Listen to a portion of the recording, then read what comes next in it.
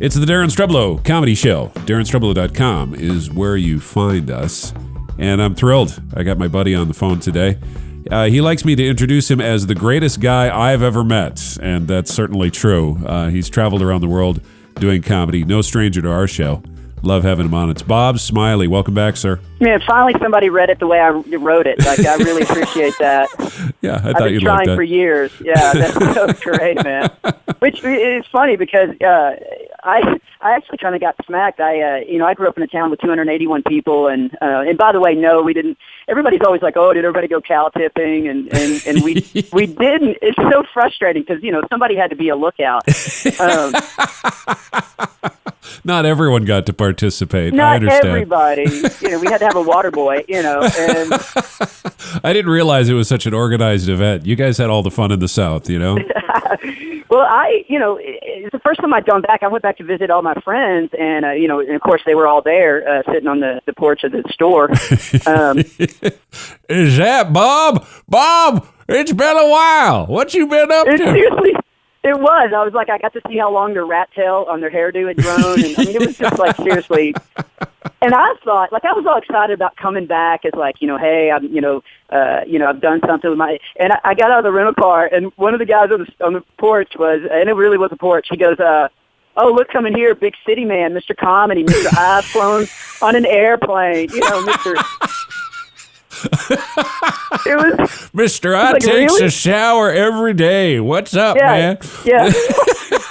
I mean, I did what you guys would have done. Like, I embraced it, and I did do that. I didn't go with the shower, but I was like, yeah, say hello to Mr. I. Use a toothbrush, like. Embrace it. It's crazy but fun, man. But it's good to be back in the world. Well, it's good to have you back on the show. I wanted to have you on because, and I don't know if you're totally ready to talk about this, but I'd like to take a shot at it because you've had some tough things going on this year. Yeah. And it's been kind of challenging. And are you ready to talk about it a little bit? Because it's been kind of a rough year. It really has, and I love how this went from comedy interview to remember in the 80s when they were like, on a special blossom, Joey learns not to put the key in the wall socket. I love how we turned it really. Yeah, I'm not about so segues. Great. Everyone knows that. There's no transition. It's just like really funny, hard, yeah. Nails.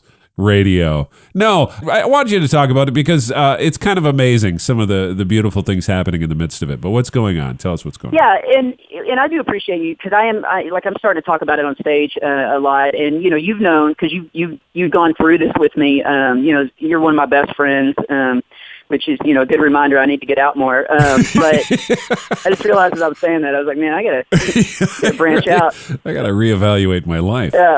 But here's the deal. A year ago, actually over a year ago, my wife just left and filed for divorce and moved out. And, it was really, and is really rough on the kids, but, and you hear this at your shows all the time, and I hear it all the time, laughter's the best medicine. Yeah. And, I used to think, yeah, but I mean, honestly, after going through the year that we've gone through, I mean, I honestly can say, it's Vicodin with a NyQuil chaser. That is the best medicine nowadays.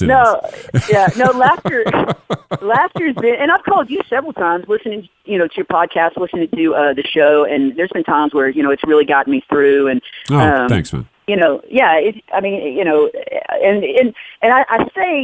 I keep saying it's a shock. I mean, looking back over everything, I mean, we seem to have a perfect marriage, but, looking back, there was I guess some. I noticed whenever. Well, that's why it was a shock to the rest of us. We had no idea this was coming. I mean, your love for her was so evident, and you guys seemed to get along so well. And just suddenly, she was gone. Yeah. Well, a week before she left, I noticed when I rode in the passenger seat of her car, she started turning my airbag off. So I should have. That's a bad sign. I should have Sherlocked that thing and figured it out. Oh no. And, and so here's the deal. So all of a sudden, you're going through life and you think you're winning. And I'm not going to, I don't want to go into all the details of, what all she said. I promised her lawyer that I wouldn't. Yeah, sure. Right. Yeah. Mr. Man Snipper. Because this isn't over.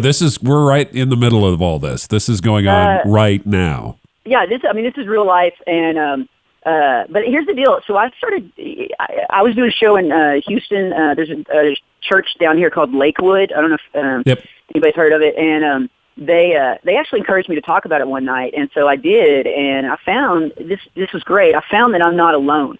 And I had so many people come on. And even example, last week I was in Detroit, which, by the way, I love Detroit. Like, I had so much fun. They took me around. They showed me how to make a chalk outline of a body. It was amazing. And so I was doing the show, and it's only like the fourth or fifth time that I've talked about it on stage. And I'm real positive. And basically, my message is, if this is happening, you can get through it. And if your marriage is in trouble, don't bail on it. Like get the help that you can to make your marriage work. Because marriage is awesome. I mean, I still believe that marriage is an amazing gift. And and this guy immediately came right back to my table, and he had this horrible look on his face. And I was expecting him to maybe be offended at something. And he walked right up to me, and he put his hand on my shoulder, and he goes, "My wife left me yesterday." And wow. He said, I did not want to come to this comedy show. I didn't know who you were. My friend dragged me to it. And I, first of all, didn't expect to laugh like that. Second of all, I did not expect to see a guy going through all this and being so positive that, you know what, you can get through it. And, it was just that great moment of, and I told him, I said, man, I'm a little farther down the road, but, you can get through it, and I'm here for you, whatever you need. Wow. And then he asked for a free DVD, so I gave him a fake number and then told him to leave. Well, but that's supportive. I still have my principles. Come on. I'm still Bob Smiley. But he sure appreciated it in the moment. That's what counts. In the moment. But that's what I found, is that even in the darkest times, and my faith has really helped me. I've really, I'm obviously a Christian and seen God get. And there's been so many positive moments with my kids and I. One of the best ones is Xander.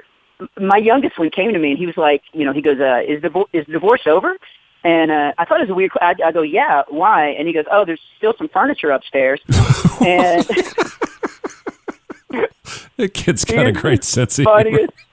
Yeah, and he was obviously joking because there wasn't. But he goes, "This is what he did." He looked at me, and I go, "Yeah, everything's done." And and he goes, because here's the deal: we no longer at our house, we don't have non-touchable decorative towels anymore. Right. And so he looked at me and he goes, "Okay, if it's over, I'm going to touch the towel." And he got the biggest. He marched into our bathroom, and me and his brothers followed him like he was marching on Congress. And he reached up, and his hand was shaking. I mean, he's no idiot. Like, he knew. Yeah. And he reached up, and he touched the towel, and he turned around. I thought this was the funny thing. He turned around, and he goes, "Freedom!" Oh, that's great. That's great. Yeah. We're talking with Bob Smiley, who is a fantastic comedian, great friend of mine. Now, you talk about having faith in the midst of this. That's interesting. That you would still have faith. Don't you feel like God doesn't like you anymore because this happens? No, in fact, God has shown up more. I mean, that's what he does. He shines the brightest light in the darkest areas. And so I've always seen God, in my life and just, being very, very faithful to me. But this past year, and you know this, but, we were going to go snow skiing, and we found out that they hadn't had snow in 4 years, but we'd already booked the flight and everything. And my youngest, Xander, was like, when I told him, I said, "Hey, we're just probably going to have to just hang out that week, and we'll find fun stuff to do, but they're not going to have snow." And he just looked at me and he goes, "I'm on it. I'll pray for it." And he did. That's great. For like 3 weeks, every night after we'd read, he would pray for snow. And the day before we flew out there, they got 3 foot of snow. Oh, wow. And that's wonderful. We had snow all week, and as the very last day we were skiing, the snow was melting.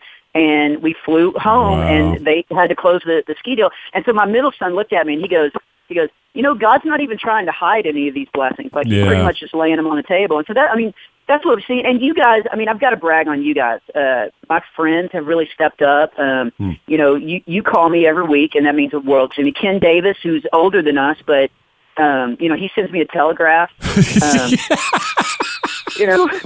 Pony Express on Saturday. I only get the smoke signals from Ken, so I'm impressed.